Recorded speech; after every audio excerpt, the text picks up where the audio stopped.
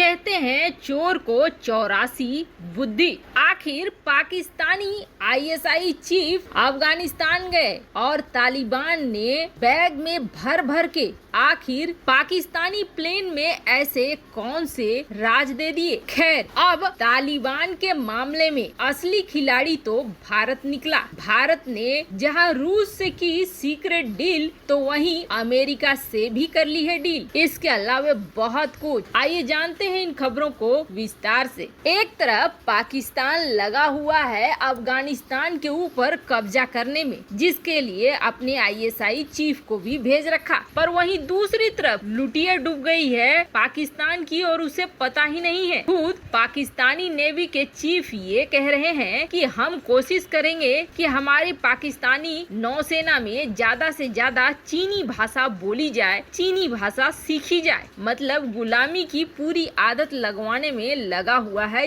पाकिस्तान का नौसेना। हालांकि जितना जल्दी हो उतना अच्छा है इनके लिए। पर एक बड़ी खबर आ रही है, पाकिस्तान ने दरअसल एक प्लेन भेजा था मदद के नाम पर अफगानिस्तान, और ये प्लेन था C-170। इसके मुताबिक काबुल में मानवीय सहायता के लिए टीका, खाने के सामान, दवाइयाँ ये सब लेकर पहुंचा था। अब खुद खाने को भिखारी पाकिस्तान के पास कुछ नहीं है और वो बांटने चला है अफगानिस्तान में। क्या ये बात हजम हो रही है? ये बात वैसे भी हजम होने लायक थी नहीं। दरअसल ये बड़ी साजिश थी, और साजिश ये था कि C-170 को वहाँ भेजना था ताकि ये लगे कि यहाँ मानवीय सहायता के लिए ये आया हुआ है, और वहाँ से कुछ गोपनीय दस्तावेज, और ये कुछ नहीं बल्कि बैग जिसमें भरे हुए हैं इस तरह के दस्तावेज, कुछ हार्ड डिस्क है, कुछ डिजिटल रिकॉर्ड्स हैं, इन सब को उसमें लादा गया। और वही C-170 इन सारे राजदार चीजों को लेकर अफगानिस्तान से निकला। अब बात ये है दरअसल कि अफगानिस्तान की सरकार को ये उम्मीद नहीं थी कि तालिबान इतनी जल्दी कब्जा कर लेगा, इसलिए अफगानिस्तान की सरकार न तो इन डेटा को बचा सकी और न ही इसको खराब। लेकिन तालिबान भी इसका इस्तेमाल अब तक नहीं कर सका।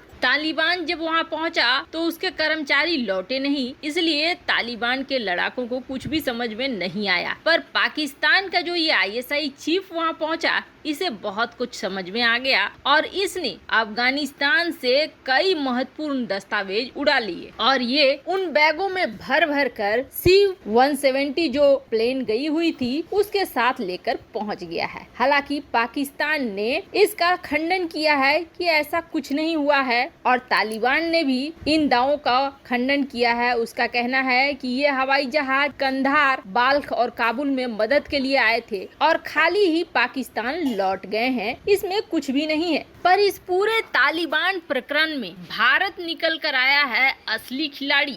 अब जरा देखिए कैसे कैसे घटनाक्रम बदले हैं, जिसकी वजह से भारत अमेरिका के साथ भी एक डील कर चुका है और कथित तौर पर रूस के साथ भी एक डील कर चुका है। आपको याद होगा जैसे ही तालिबान कब्जा जमाने लगा और उस वक्त सपोर्ट में कौन कौन से देश थे। उस वक्त सपोर्ट में बड़े देशों में रूस, चीन था। रूस और चीन और पाकिस्तान उस वक्त इस तरीके के गठबंधन बन गए थे कि भारत को दूध में पड़ी मक्खी की तरह निकाल कर फेंक दिया था। फिर तालिबान ने काबुल पर कब्जा जमा लिया, और काबुल पर कब्जा जमाते ही भारत के प्रधानमंत्री मोदी ने फोन किया राष्ट्रपति पुतिन को। राष्ट्रपति पुतिन और पीएम मोदी के बीच लगभग 45 मिनट की बातचीत हुई। इस 45 मिनट के बातचीत के बाद से घटनाक्रम पूरी तरीके से बदलने लगा। रूस ने अपने विचार भी बदल दिए और रूस ने अपना तरीका भी बदल दिया। अब अमेरिका और रूस की बात करें तो ये दोनों देश एक दूसरे के कट्टर विरोधी हैं। किसी एक मंच पर ये दोनों एक साथ खड़े हो नहीं सकते हैं, इसलिए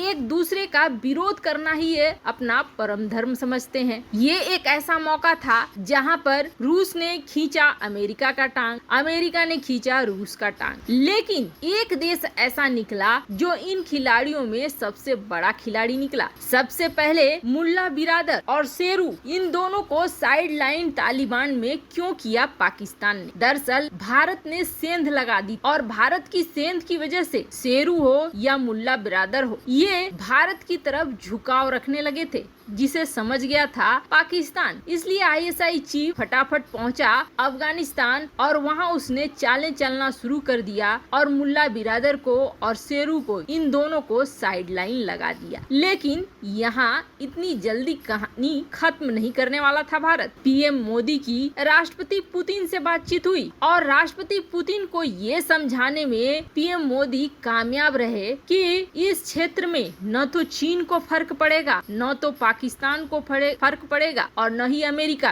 क्योंकि अमेरिका यहाँ से निकल चुका है, अपने हथियार छोड़कर निकल चुका है जो तालिबान के हाथ लग चुका है। पाकिस्तान पर आप भरोसा कर नहीं सकते हैं, तो फिर बचा कौन? चीन अपने मतलब के लिए कुछ भी कर सकता है, उस पर भी भरोसा नहीं कर सकता है रूस। तो फिर बचा भारत, जिसके बाद रूस ने पूरी तरीके से बदलाव दिखा दिया और इस बदलाव का असर आप देखिए। सबसे पहले रूस का सबसे बड़ा सहयोगी भी है और रूस से कटकर बना हुआ देश तजिकिस्तान, उसने मान्यता देने से सीधे इनकार कर दिया। रूस ने भी अपने बोल बदल दिए और यहाँ तक कि रूस ने अपने एनएसए को भेजा भारत और भारत में मीटिंग हुई खास, जिसमें ये तय हुआ कि तालिबानी आतंकी अगर भारत या रूस पर हमला करते हैं तो दोनों देश तालिबान पर सैन्य एक्शन लेंगे। वहीं रूस और भारत के बीच दूसरी डील हुई ड्रग्स माफिया की और इस नेटवर्क को किस तरीके से तोड़ा जाए उसके बारे में दोनों ही देश आपस में सहमत हुए। अब बारी आई, ये डील तो हुई रूस के साथ, अब बारी आई अमेरिका की। अमेरिका के CIA चीफ तुरंत भारत पहुंचे और भारत पहुंचने के बाद इन्होंने भी कथित तौर पर डील करनी शुरू की। अब